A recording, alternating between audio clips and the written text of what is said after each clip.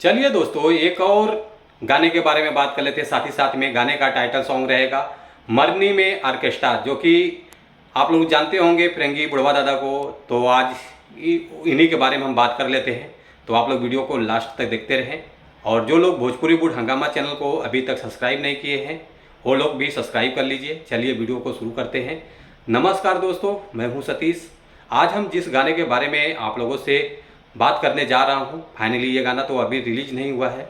उस गाने का पोस्टर रिलीज तो कर दिया गया है, और गाने का टाइटल रहेगा मरनी में ऑर्केस्ट्रा, जो कि इस गाने को गाए हैं सोनू राजभर जी और अर्चना राय जी। गीत है देवानंद राजभर जी का, और म्यूजिक रहेगा दिलीप प्रजापति जी का। और साथ ही साथ में एक्ट्रेस की बात कर लेते हैं, फिरंगी बुढ़वा रहेंगे। बाकी और भी इनके साथ में अन्य कलाकार देखने को मिलेंगे।